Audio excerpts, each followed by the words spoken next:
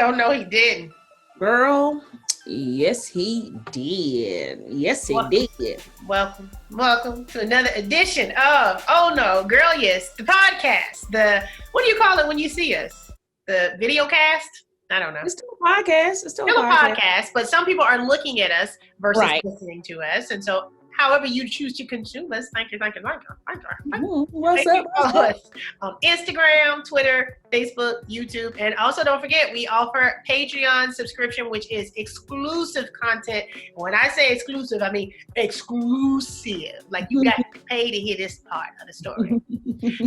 But we really appreciate all y'all supporting us. We've been pulling the analytics, and we're seeing that we're being listened to in 45 countries. Robin. Right. Did we just find this out in the past week? Found this out, and I'm just okay. Like, so when we pulled the analytics a couple of weeks ago, and it had all these countries listed, I actually emailed the company and said, "Now, what do these countries mean?"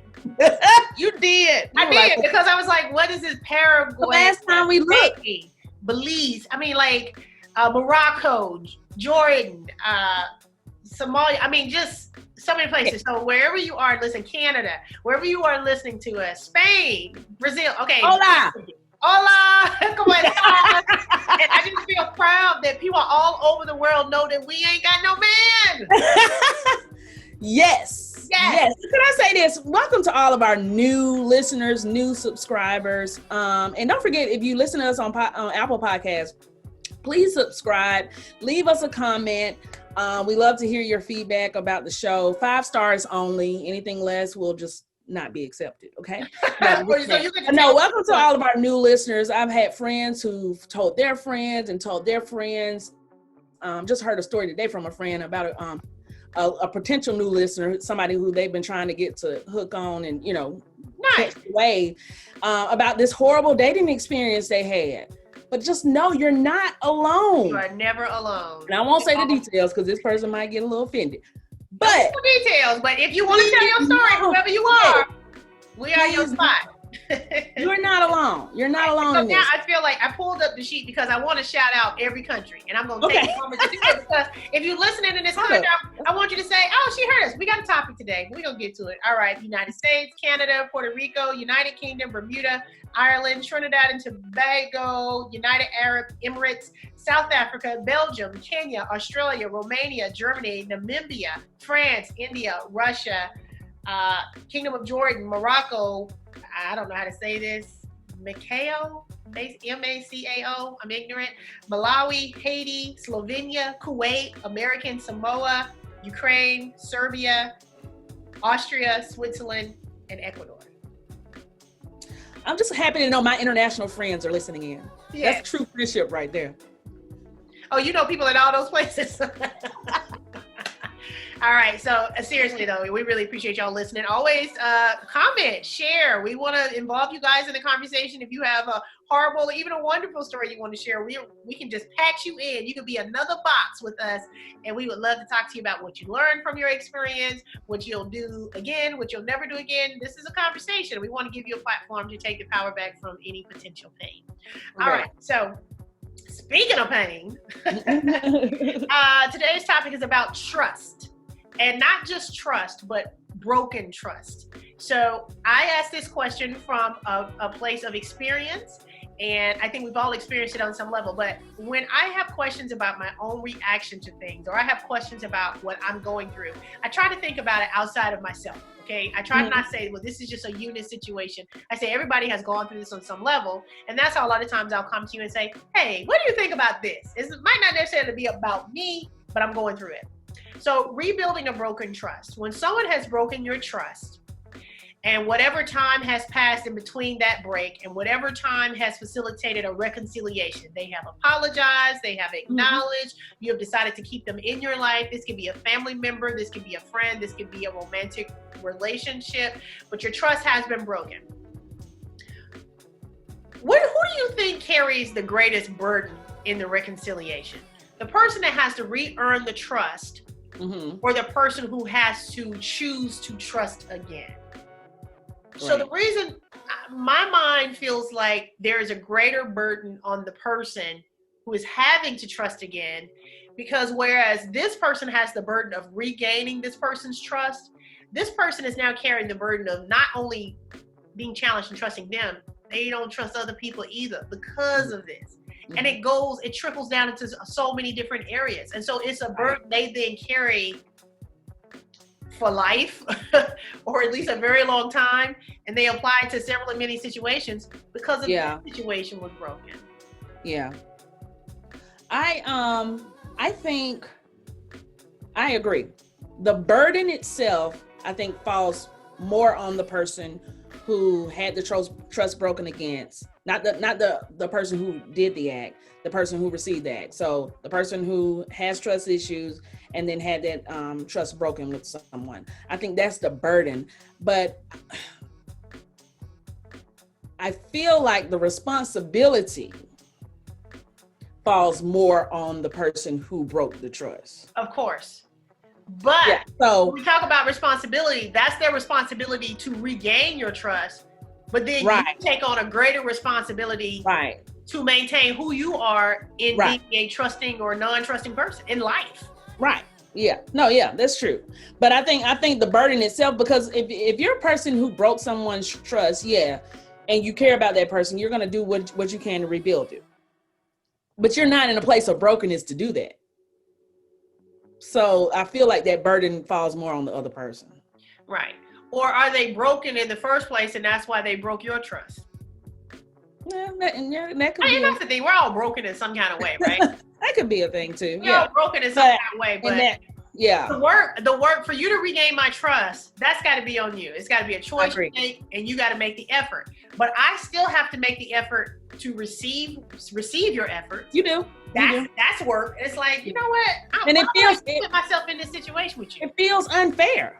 It's because you didn't do that. You didn't make the trust. You didn't break the trust. So why should I have to work 3 times as hard to get us back to a safe place?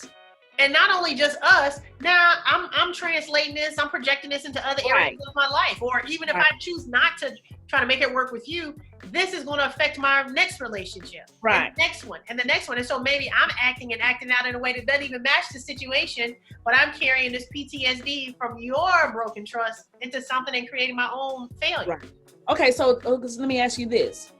Does this matter? Okay, so does it matter the act that broke the trust in the first place, right? So, because sometimes it can be something you can accuse somebody of doing. You necessarily can't prove it. Don't have any concrete evidence to back it up, but there was a trust broken. And then sometimes you can catch somebody doing something that was egregious and, Right. So does that matter? Like if it's something you suspect versus something you actually can concretely say happened? I think they are closely related cousins. Mm-hmm. I think there are cousins whose parents are identical twins. Wait a minute. So cousins whose parents are identical twins, they actually. Oh, okay, I got you. I thought it was some incest going on. No, this is just science. If we're cousins and our parents are twins, we actually genetically are half siblings, more so than cousins. I get it. Cousins whose parents are twins. Okay. So this is what I believe. I believe you can break a trust, meaning this is an actual thing that happened. It's not innuendo. It's not a suspicion. It's not hearsay. It's this trust has been broken because you did X, Y, Z. Okay. Mm-hmm. And then the person that chooses to try to trust you again, okay, now has a suspicion. They don't have proof. They don't have confirmation. But now they have a suspicion. But based on the fact that you have legitimately broken the trust before, that suspicion has a lot more weight than if you hadn't broken the trust. So therefore, I can't necessarily say one is worse than the other, because once one happens, it makes the other just as bad. Because it feels like if you have actually broken this trust and I have gotten in a place to receive you, you need to be going over and beyond to make sure I don't have no questions about nothing ever again in the history of the world. Mm-hmm. Because you've already broken that trust and you're working to build it back. So you're not going to leave no room for error. You're not going to leave no room for suspicion. You're not going to leave no room for me to choose my own adventure. Right. I remember in college, I was going to say a guy cheated on me, pick one, okay? But after I decided to take him back, And when something would happen again, I would tell him, okay, it is your job to go over and beyond to convince me that you ain't lying no more. It's not on me to just trust you and believe you. It's not on me to just trust and you believe. It's on you to overwhelm me with information and actions that causes me to trust and believe you. So a lot of times when you forgive somebody and you decide to keep in that relationship or friendship, they want to throw in your face, well, if you forget, you can't be bringing that up because I thought we worked through that. You can't be bringing that up. And it's like, yeah, but right. Still doing this, and this. And so this, and this is now has more weight because of that. I ain't even saying nothing else about that. I'm talking about this, and this.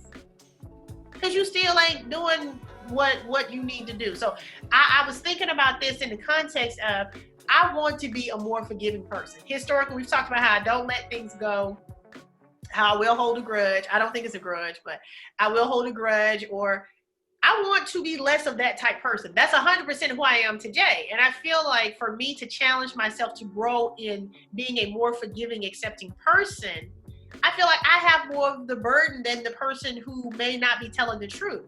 Because the whole fact of somebody, I used to say a lie hurts the person who told it more than the person who was told to, because they are convicted. They know they lying, whether you ever find out they're lying or not. Right. That's their pain. But then some people just don't care though. And so it ain't their pain. It will always be your pain because you care. Right. No, it's true. You know, and it's so true. It also still comes back to you expecting you from somebody else. I think that's one of our biggest mistakes in life. That's my biggest issue. I mean, when it comes to friendship, family, relationships, that is my biggest issue. You are the only you on earth. I truly expect me from everybody. Yeah. I truly do. And you do more than the average person. I do. I know I do. I mean, I did a Facebook Live last week on my personal page just about making fun of somebody on the internet. And that's because I would expect me from people. You don't understand why. Yeah, we can get into all that. So I don't know if that's just, I'm such an empath. I'm so thinking about somebody else's feelings. I'm always thinking about, well, I wouldn't want somebody to do that to me. Right. And so because I always position myself in how this other person feels, even though it's not how I feel. So when someone breaks my trust and then I think of forgiving them or allowing them back in, like I said to you, I can't think of too many people whose trust I've broken, but I know I've broken my mom's before. Right. For a fact. When you said that, I was like, I don't know who I've. Right. I can't think of anybody that I have lied to or whose trust I've broken. You know, I stop at my mom. I'm not going to go into God and all, you know, I was like, every day God forgive us, you know, but I'm saying my mom. Break God's trust because God already know what you're going to do anyway. He already knew if I did it. I'm like, why you set me up though? Why you set me up? That was a trap me. You know me better than me. But with my mom, I know growing up, not now, but as a teenager, maybe not telling full truths or, you know, in college, you know, neglecting little parts of the story and her finding out, or me, you know, however she would find out, it's plenty of times I broke my mom's trust. Right. And she had to give me the car again. She had to let me go by myself again. Yeah. She had to give me that money in my hand again. She had to do all those things where I had shown I couldn't be trusted for whatever reason before.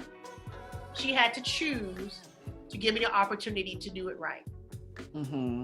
She could have just said, nope, because you took the car and you didn't come back at the time. Nope, you never drive again. That could have been the end of the whole story. And she would have been within her right. Yeah. So I have received the graciousness of forgiveness. Now I also try not to do too much where I gotta be forgiven. But so I try to think of, I have to forgive people because ain't nobody perfect. We all mess up.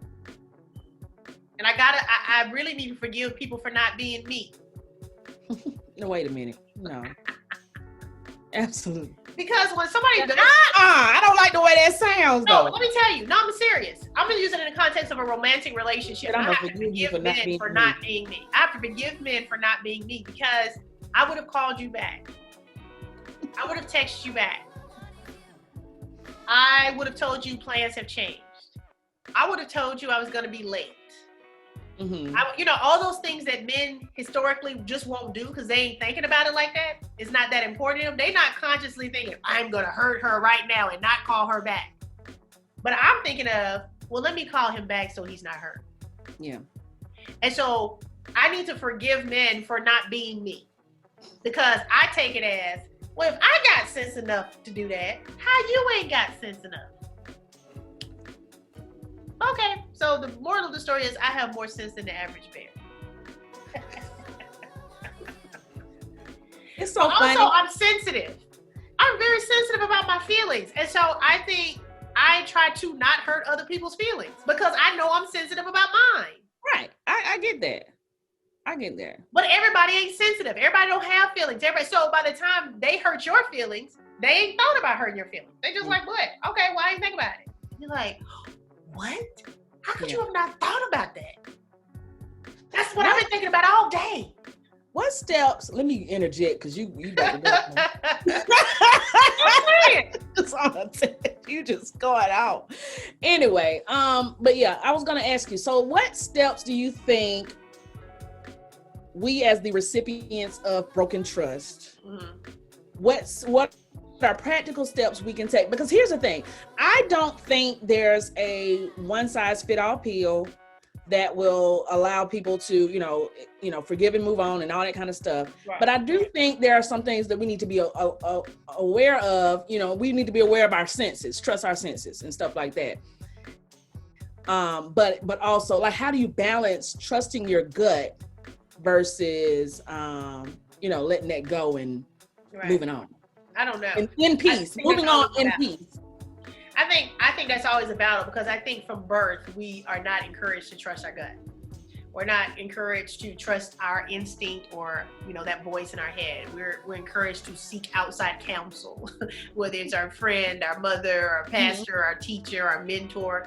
But all the time, we have all the information we need. We are equipped with protective measures. We are equipped with, hey, wait, something don't seem right. And then we don't listen to it. And then the thing goes wrong, and you're like, something told me. Right. My first mind said, and we always refer back to it, but we heard it, and we chose not to listen to that because we thought, well, how do I know? Okay, well, that's how you know. That's your gift, right? Yeah. And so I think the steps we can take is, one, really get in tune with your intuition and your gut. Mm-hmm. So that way, when you hear it, you that's pause. true. You pause and say, okay, it's the reason why I am hearing this. Mm-hmm. And not just, oh, well, I don't know, I'm gonna do it anyway. So that's number one, trust yourself. And the more you trust yourself, the more you'll know when you should trust yourself.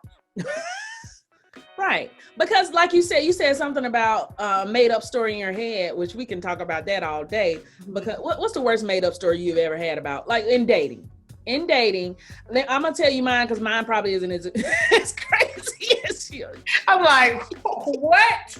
Let's say I'm communicating with a guy, and things certainly just turn off. Mm-hmm. The first day I may say, like, when I say turn off, I mean he ghosts me or whatever. And the first day I might say, oh, he's sick. Then after 48 hours of not hearing from him, oh, maybe it was a family emergency. Okay. I don't go into any details in my head. Maybe he has something. Some happen. Mm-hmm. But if 3 days go by and I haven't heard him, that's when, like, I start creating these scenarios. Okay, the baby mama is back in his life, or it never occurs to me he just don't want to talk to me. It's always. You know what's funny? Because I was with you on day one. He might not feel well. Day two, family emergency. Third day, oh, obviously he's dead. Yeah, see, that's why I know you would go with that. That's what I'm saying. Like, what's the crazy? So my craziest one is, he got back with his baby mama. Oh no, he must be dead. Oh, he died. Day three. Oh, he died. I knew you guys was gonna go there. I never put him in the grave.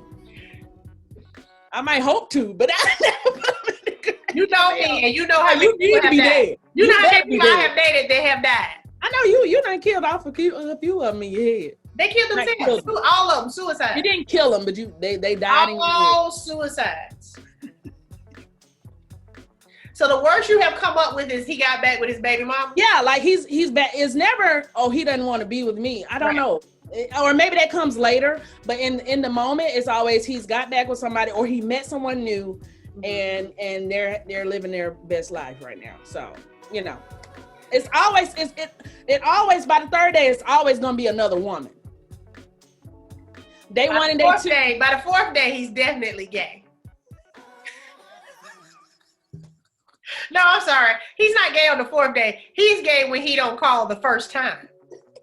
When he don't ever call. Girl, I'm pretty sure he don't want women anyway. Yeah, he probably. So when you ask me the stories I'll make up, are you getting a vibe for them? I'm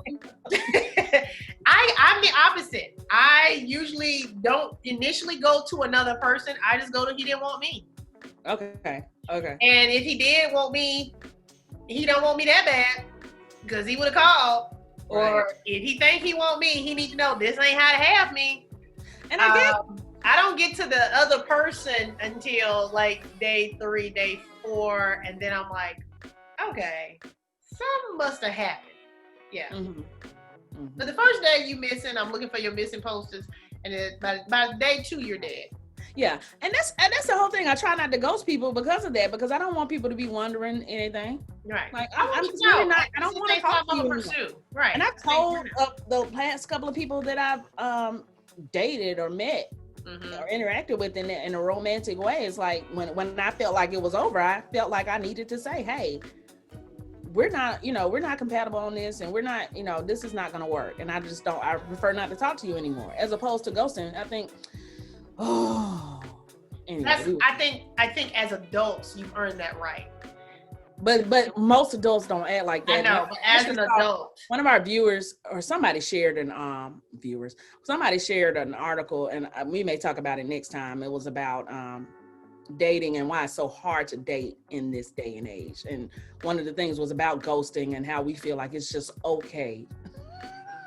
Right. So just not talk to anybody again. Like what? I feel like even if the conversation is to say we're not going to pursue this further, there's still a piece in having that conversation. Right. You can't make nobody be with you. You can't convince nobody to be with you. Right. But if you say, I feel like I'm having a change of heart, and I don't know if it's you or me or the combination, or it's our past few interactions. I haven't felt good after I left them, and I think that's just how you are, and that's just how I am, and so I don't see why we need, just have that conversation. Just have that conversation. And I'm always gonna look to have that conversation. Right. Me too. I'm always going to look, and it's not because I was in love with you or I thought we should or need or we're supposed to be together forever, but you owe me that. Yeah. And it's not an excuse. It's really just a conversation of, you know what? I'm just not in a place to pursue a relationship. You're a great girl, but I'm just not in the right place. Cool. Thank you for letting me know. The end. Move on. And when I say conversation, that is not a text. Right. Amen. we know that. We know it's not a text. It's not. No, but unfortunately, I think overall the burden falls more on the person who was impacted by the act. Yeah. And it sucks. But life sucks. Life sucks. Life's not fair. Because it sucks and it's not fair, but life isn't fair. So, there's that. We tell millennials that suck it up. Life's not fair. Right. This world doesn't go. But that's the thing. So you have to. That's why you have to be careful with when you break somebody's trust, because it's not just, oh, well, I know she'll be upset a few days and then she'll get over it. It's she looking at everybody sideways because she trusted you, or she chose to trust you again. And so now she's figuring out all the other times she should not have trusted somebody. Right. Or who else is lying to her right now, who said something today. Or if you're not there anymore, the next person. Yes, exactly. And you're like, I don't even know this person. I had the relationship that I had with the last person, but that last person was okay with lying. Yeah. You brand new. So why would I take what you say as face value? And so people who do break trust aren't thinking about you in that way anyway. But they probably have already been broken and they just throwing different pieces out into the world, not realizing it's just gonna break somebody else. And I think whether it's, the deeper lies of secret families and side chicks and secret babies and all those truths that have been broken, the person that chooses to trust again Or some people, it's not even that they choose to trust again. They just choose to be with you anyway. Yeah. And they don't trust you. Yeah. And they still choose to just be with you. Mm-hmm. I feel like trust is a absolute deal breaker for me. Because when you don't have trust, you're not at peace. It's a perfect breeding ground for all that other stuff. You're not at peace. You're not at peace. It's anxiety, it's insecurity, it's innuendo. Your brain is always choosing your own adventure. So this person can say they're going to the grocery store and you made that ain't where he going because you don't trust him. Right. And so I just think it's such a linchpin for so many other problems that, again, not necessarily in this relationship. It's going to affect you as a person. And then guess what? You're going to decide it's okay for you to just start lying about stuff. Mm-hmm. Oh, well, when he lying, I'm going to start lying. And then you lying to your friends. Now, now you just see, oh, well, this is an easier way of life. You just lie to folks about stuff. Right. Well, everybody else lying. Why am I the only one sitting here trying to tell the truth? So I just think it just can set the breeding ground for just a lot of just bad behavior. So I encourage anybody listening, if you are a liar, you are a big fat lie cat, I encourage you to say, you know what? A lie always hurts worse than the truth. And whatever the truth is, that is the truth. Let that be the answer and let everybody else work it out around that. Right. That don't mean everybody gonna be able to stay. That ain't gonna mean everybody should stay. But at least it's the truth. Yeah. Let's just stop being trash as a people. I'm not talking to anybody in particular. That's another way to say that. I was trying to. No, that's what I'm saying. Stop being trash. Like, I mean, society, like the whole situation when you go on live last week. Like, let's just stop being trash people. For people that don't know my personal page and live, I was talking about an adult male that was on TV being ridiculed on social media because his suit was too small.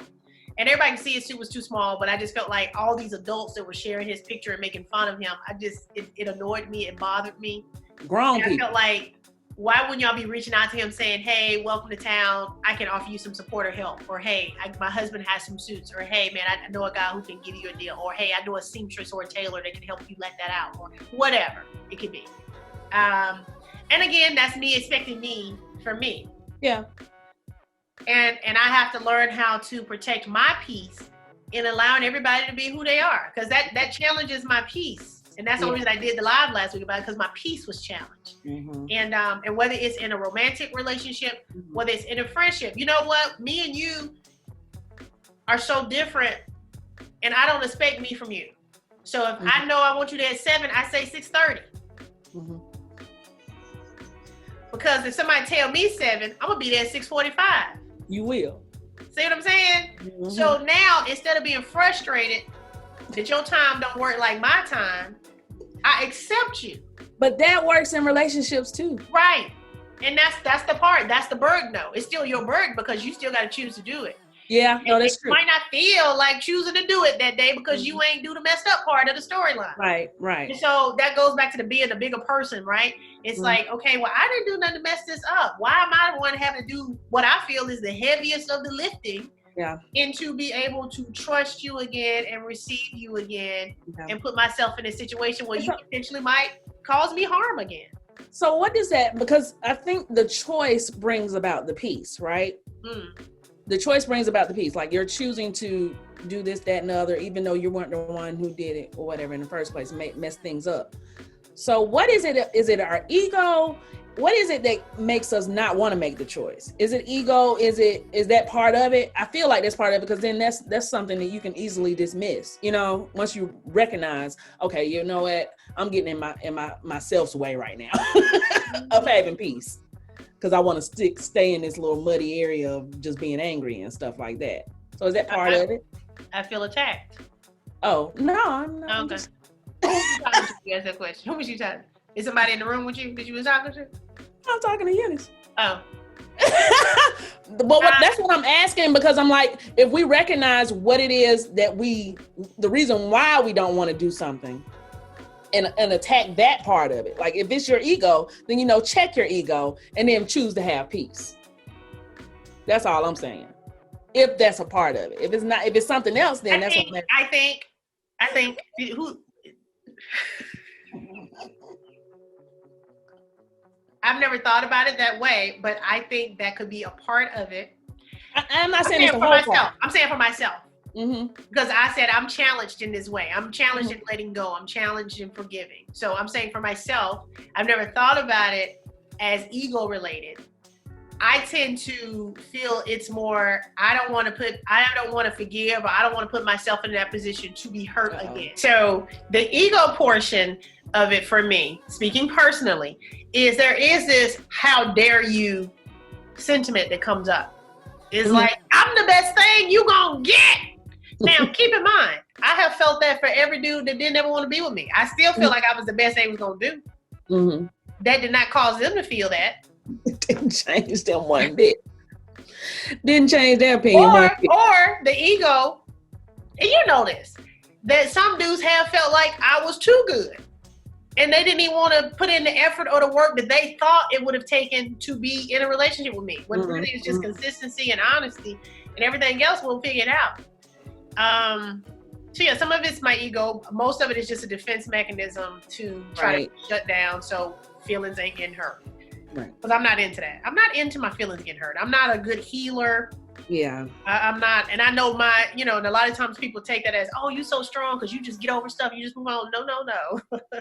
I go somewhere and I lick my little wounds and I sit down for a while, and people like you hear the loud parts, and then I just have to choose to try to figure out how to be okay. But you don't figure out you're not okay until another situation totally unrelated to the last one, and you're like, what?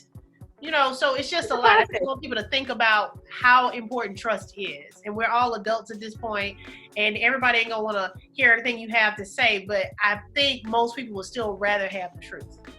Yeah, I agree. I just don't think you can go wrong with the truth. You can't. And even if your truth is, I don't feel the same way that I used to feel, let that be the conversation. Instead of you just activating something that shows that's how you feel, just have that conversation. And again, I guess easier said than done, but I hope and pray that if I'm ever in a situation where somebody needs to hear a hard truth from me, that I will give it to them. I haven't been in that situation, but I'm hopeful that if I was in that situation, yeah, because the truths I give aren't hard for me to give away. Lord knows. Not hard. We should end on that. Okay. Yeah, I find that most of our growth moments, we are on the opposite ends of said spectrum. So maybe you can give less of your hard truths. Possibly. It's possible. And I can learn. I want to forgive. I'm still working on the whole letting go. We did a whole episode on that. But I just want people to understand that the burden of rebuilding trust is often on the person who didn't break it. Yes. The heavier person that didn't break it got to decide if that's the burden they're going to take on because of how they feel about that person, or because of how they value that interaction or that relationship. You still get to choose, and you have to choose it if that's what you choose. Yeah. You got to choose it wholeheartedly, I guess, right? Right. Yeah. Can't be half-stepping. I guess.